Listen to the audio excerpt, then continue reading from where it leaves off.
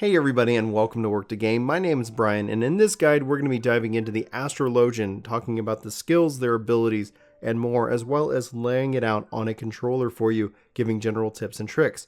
If you're looking for a more in-depth guide, especially as it relates to the controller in Final Fantasy XIV, please be sure to check out our controller guide playlist as well as our ultimate getting started with the controller guide, as it breaks down the UI and all in this and more in great detail.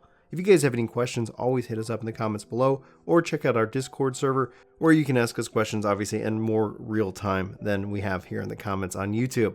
But let's go ahead and dive in and talk about the Astrologian, why you want to play it, and I'll give a little bit of my thoughts here later in the video as my experience as I leveled it up to 80. So as far as it goes, the Astrologian has a faster cast time than other healers, but some of their spells generally cost more MP. So MP management is going to be kind of the name of the game here for the Astrologian. Obviously you've got your cards and we're going to talk about those here in more detail as well. The main mechanic that comes around the Astrologian is obviously in the card system that you play here. If I just draw a card, it's going to give it here on my hotbar as the bowl in this case, and we're going to talk about what you want to expect from these cards as well. However, it's important to note that let's say if I just go ahead and use this on, let's say dragon, boom. You don't see that I get a celestial seal. That's because I need to be in combat for these seals to apply. Ultimately, I'm trying to get one of each of the seals, the solar, the lunar, and the celestial, because with those three, I can use my divination, and that's going to give me the biggest amount of damage boost possible for my team. Dealing cards is all about putting out more damage. It's about me being a utility healer and bringing as much damage to the party as possible. And I can do that with my cards and with divination. Now you can see here divination's got a 120-second recast on it, so it's going to take its sweet time to use. However, you want to plan this accordingly with obviously different burst phases and more. So this might be something you sit on. However, you can use draw, and you can always use your sleeve draw to be able to continue to pump out damage boost to your party. So let's go ahead and talk about the cards and more. So just drawing in a card, I can see here that I've got a green or essentially a blue background depending on how you see this eyesight. If you look at the balance, it's got the sun. This is going to be the seal that I'm talking about. The color green here, in this case, is going to say I want to put this on melees and tanks. If I go ahead and toss this onto dragon right there, you can see that he now has the buff, but I didn't get the seal because I'm not in combat. So let me go ahead and just toss a little damage out.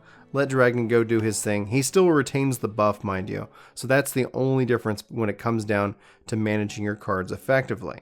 Now it's time for me to go ahead and draw again. You can see draw is on a 30-second recast timer. So just drawing and putting it up here for the spire.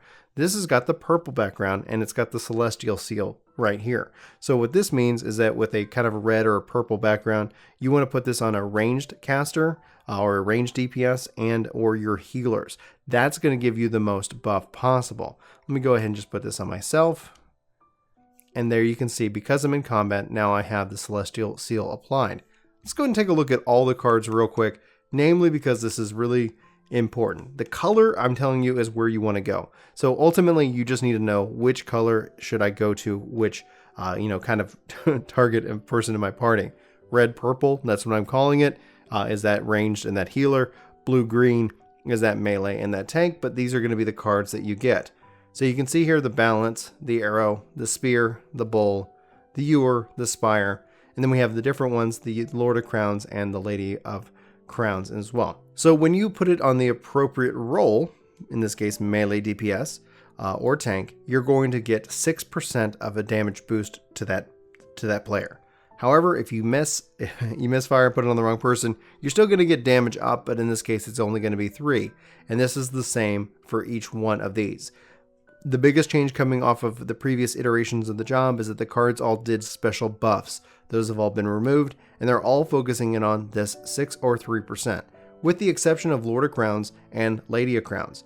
Lord of Crowns is that melee DPS or tank, which is going to do 8% which is obviously an increase over the 6%, or 4% for all other roles. So just like the other cards, you can see here that you are going to still get that damage boost. It's just not as effective. Obviously, that's just going to add up. That's just extra DPS. Same thing for Lady of Crowns. In this case, ranged DPS or healer. So that's your casters, your bards, more of that role specifically. But you can see here, it's kind of divided up evenly. You're either putting it on melee DPS or ranged DPS, then your secondary tanks and healers. So that all depends on how you have your cards drawn. So diving into more about the cards, obviously your draw comes up every 30 seconds. If you look at sleeve draw, which I have here on my expanded cross hotbar, you see here that it's a 180 second recast. So you think in 120 second, 180 second, you're going to have a lot of opportunity for damage to be going out in this specific interval. Now I'm just going to fire off sleeve draw. And what that does is it gives me 3 cards to pull from. This is where the main mechanic rotation comes in for the Astrologian. You can see here that the Spire is what I've drawn. It has got the red-purple background, so that's going to be ranged or healer instead of myself, but I don't want that seal because I want more randomness. I want the obviously diversity here. This is where I can use my redraw command. This is going to give you a different card from your deck, and you get 3 charges, and it's got a 30-second recast time. If I redraw, I get a new card, in this case the arrow. You can see it here. It's got the moon symbol, the lunar symbol, and it's got the green background, so this is going to go to melee or tank. Let me go ahead and pop that onto dragon, and you can see here now I've got the celestial and the moon. Pretty simple and basic. Hopefully this is starting to make sense.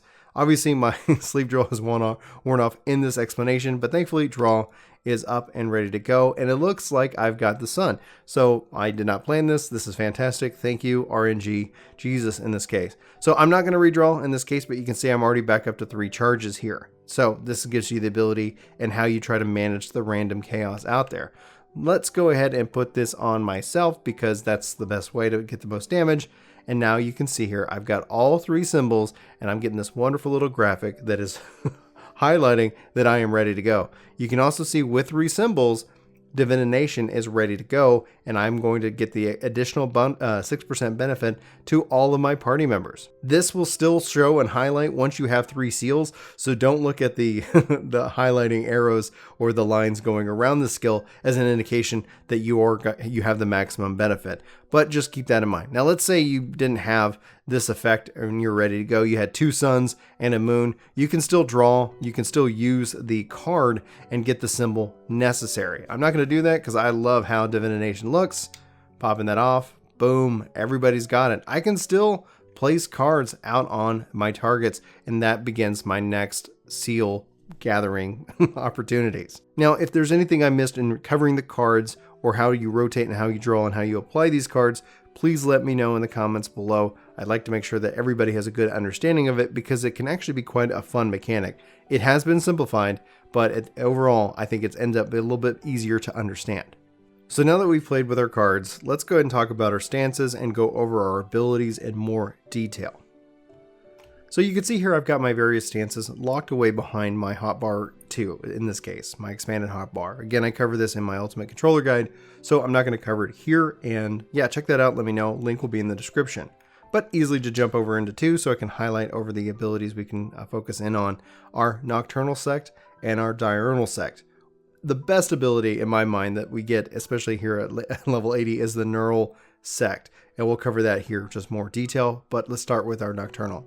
So Nocturnal Sect adds a damage nullifying barrier to certain actions. Think Scholar, shielding. It also increases the MP cost of Aspected Benefit. This cannot be used with Diurnal Sect, and it shares a recast timer with Diurnal Sect. The effect cannot be removed while in combat, and the effect ends upon reuse. So this is going to be something you apply once and forever, essentially.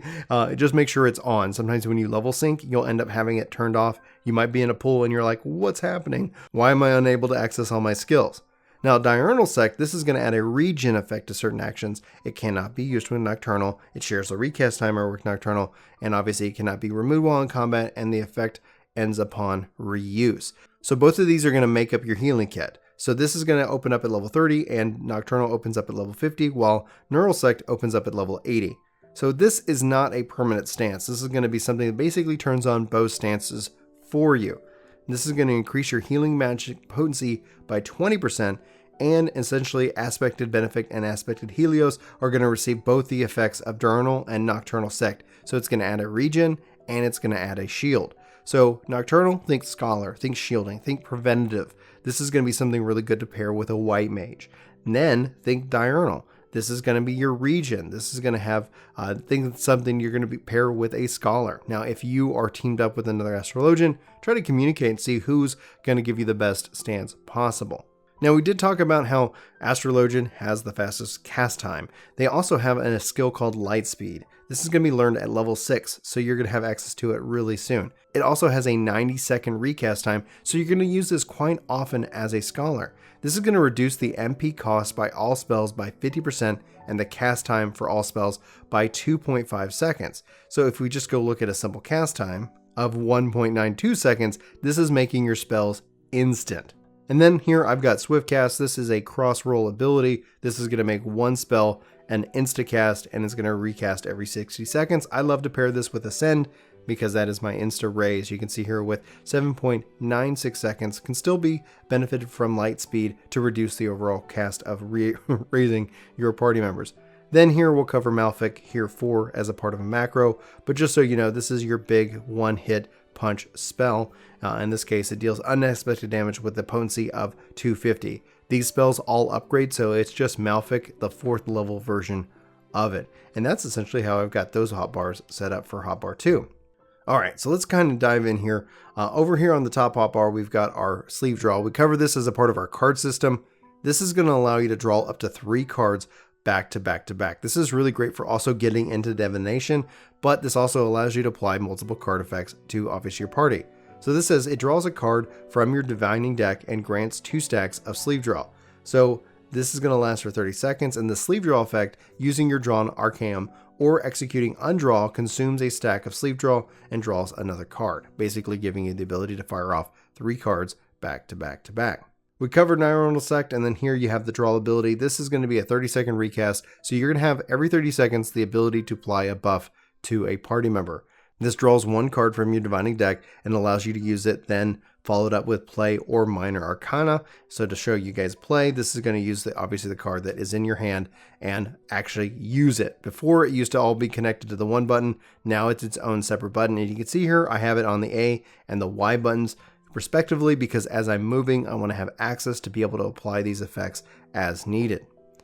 Then you also have, this is where Lord of Crowns and Lady of Crowns comes into play. You can see this is a part of the Minor Arcana play button as well. And those, I can go ahead and just use that. And now it reverts back to Minor Arcana. This says, converts the currently drawn Arcanum to a Lord of Crowns when Balance, Arrow, or Spear are drawn, or Lady of Crowns when Bowl, Ur, or Spire is drawn.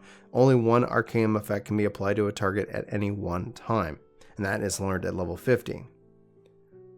And then again over here on the right hand top side, just for a cooldown, I show Lightspeed. Over here on the double cross hotbar left, I have Undraw. This returns your currently drawn Arcanum back into your deck. Then I've got Surecast. This is going to be when spells are cast without any interruption. This also is going to nullify any and all or most knockback and draw in effects. Very handy, especially if you don't want to get knocked off any of the latest raids and levels. Then I've got Lucid Dreaming. This is going to gradually restore my own HP for 21 seconds. This is another cross roll ability. Rescue, another cross roll ability, instantly draws in target party member to your side, and it cannot be used outside of combat when the target is suffering from certain enfeeblements. And then finally I've got Repose. This is going to inflict sleep on the target, and the duration is going to last for 30 seconds. It will cancel your auto attack upon execution.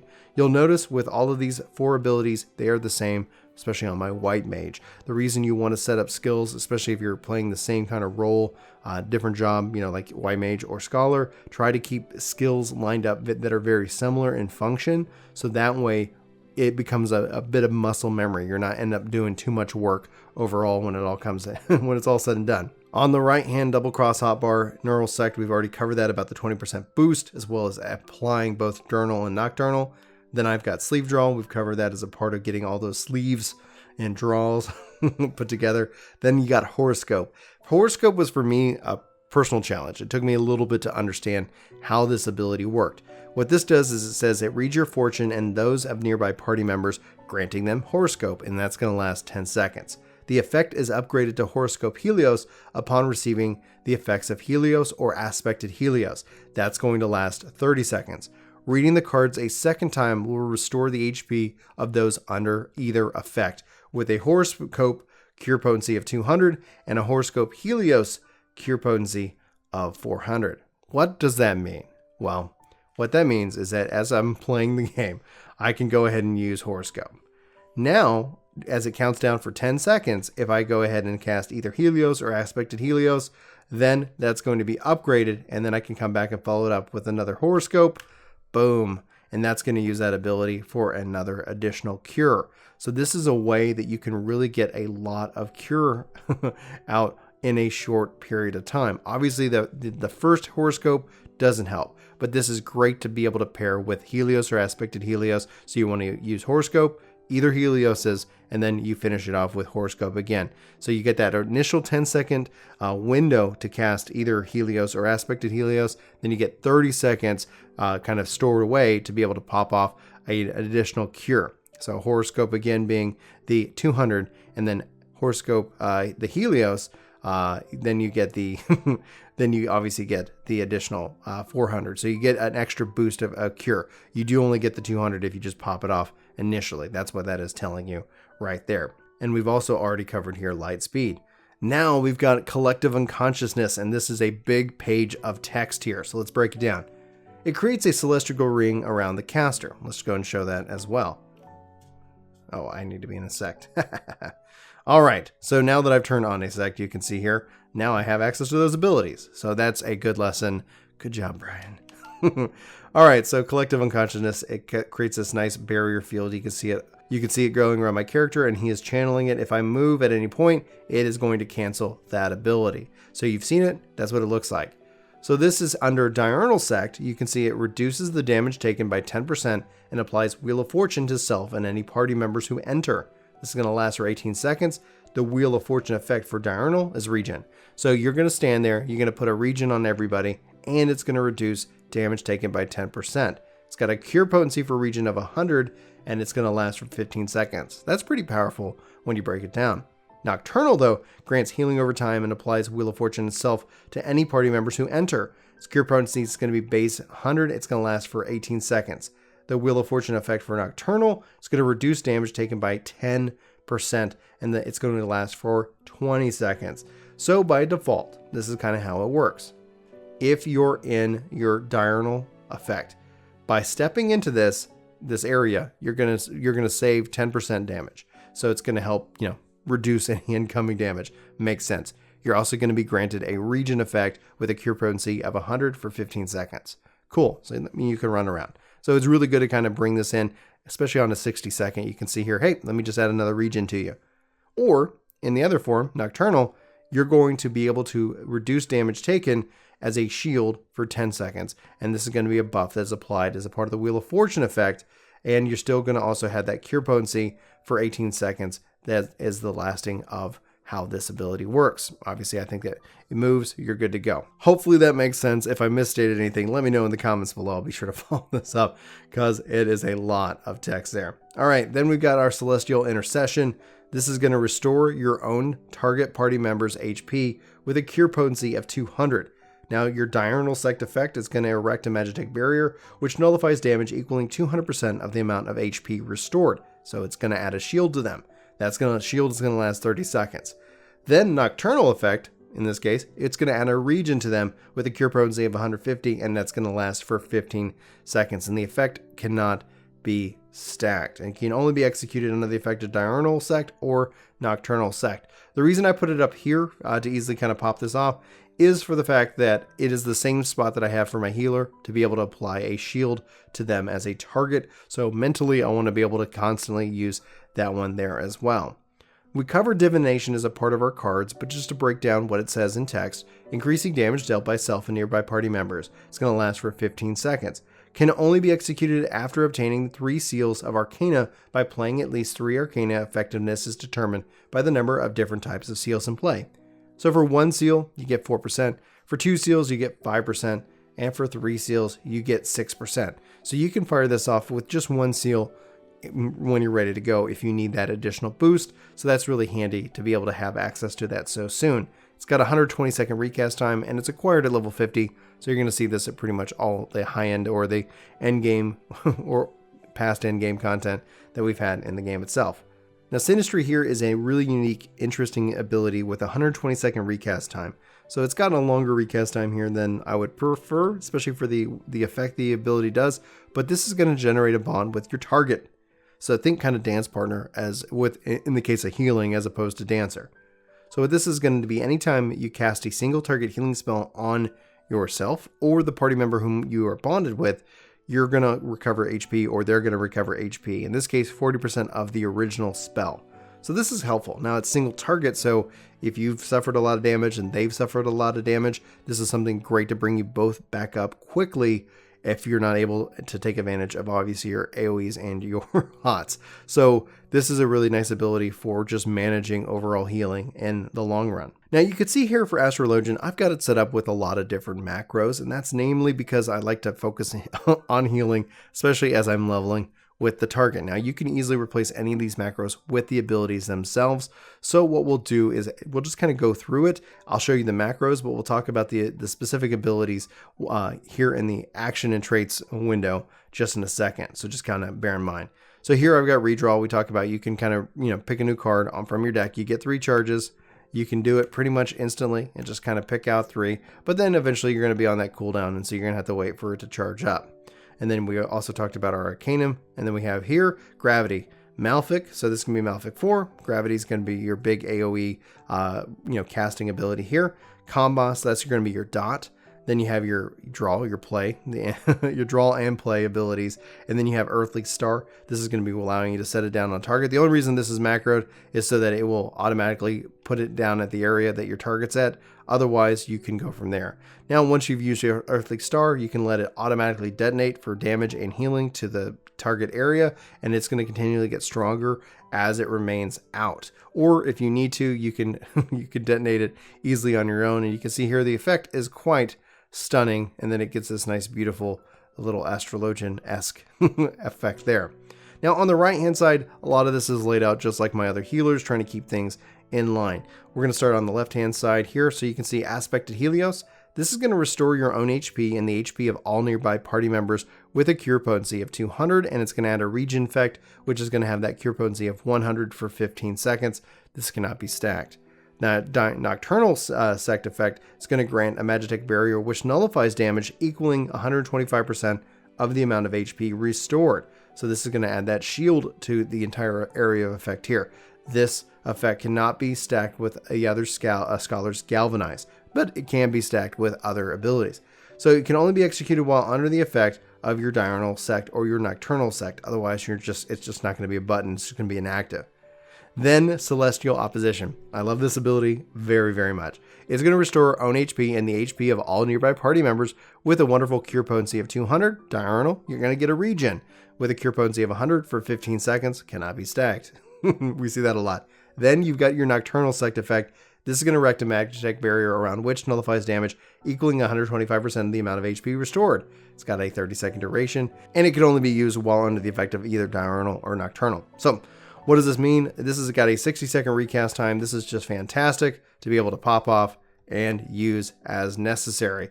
This is great for bringing up your party, bringing them back from the brink, but you can see here the effects are very similar to that of your Aspected Helios.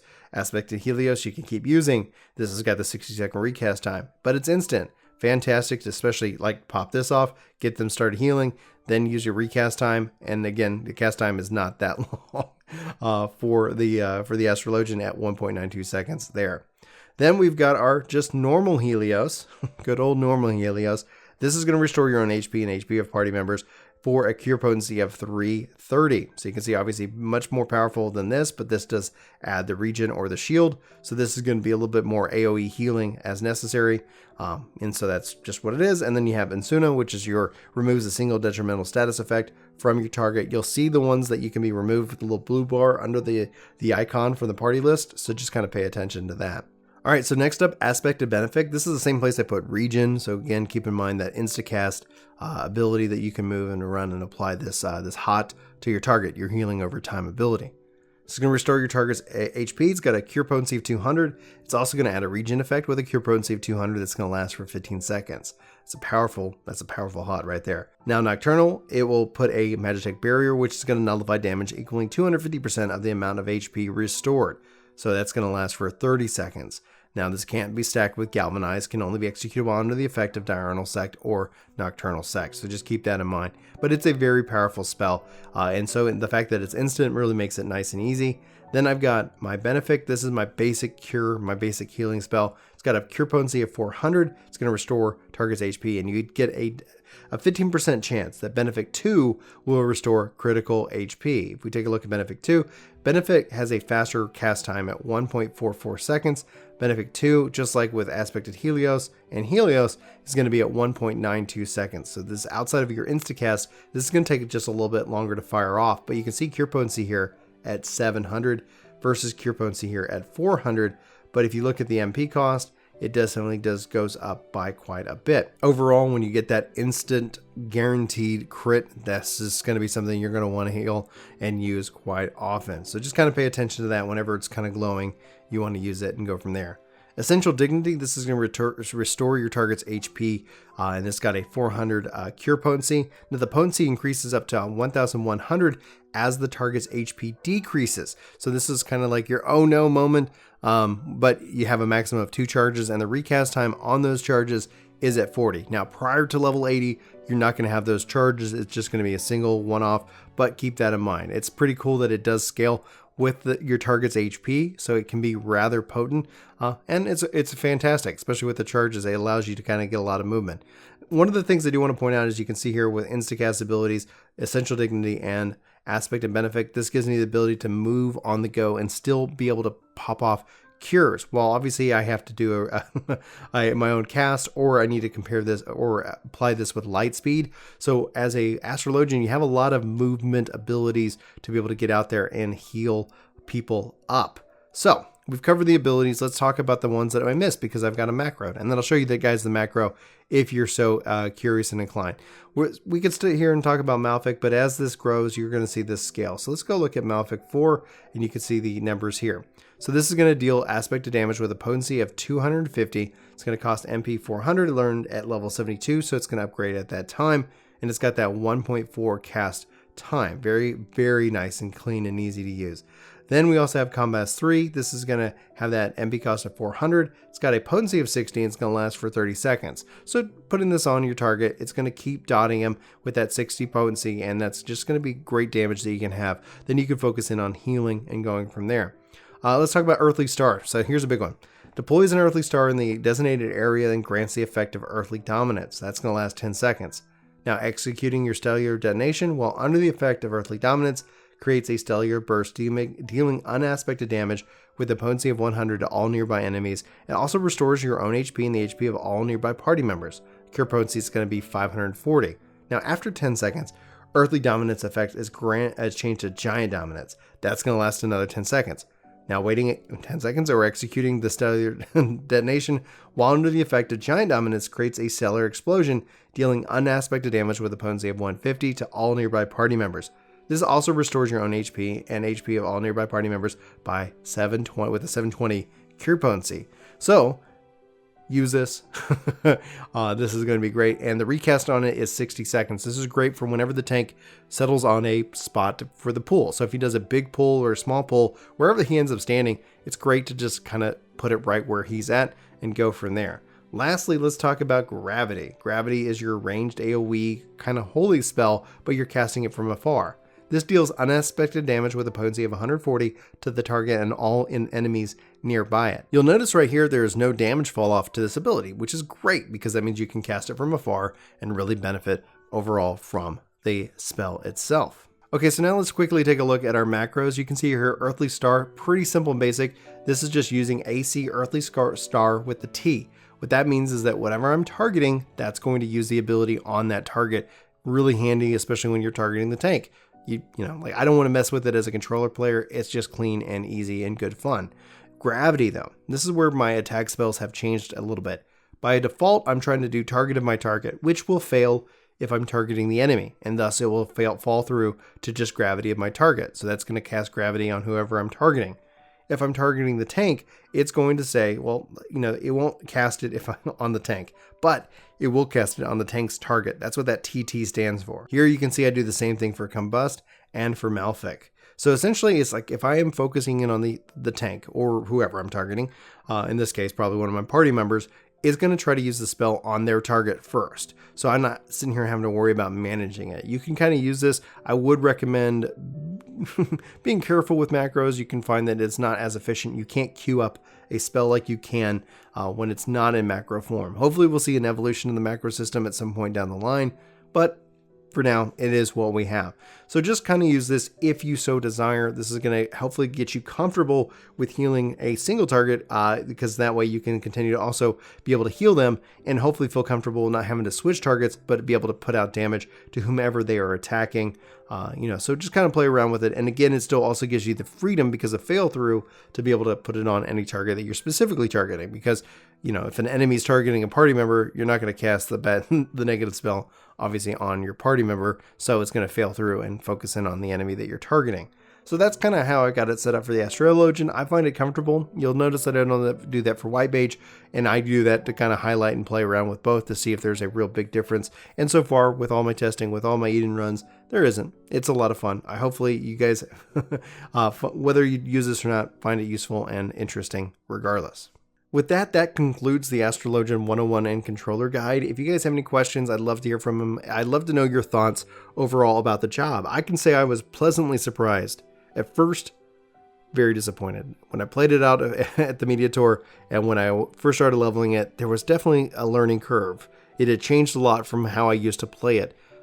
Overall, I think it does have, a fitting place. Does it need some adjustments? I think all the healers probably could benefit from 1 or 2 adjustments. I don't know if we'll see a full rework to the job until sometime, at least until 6.0, if they decide to do it at that time.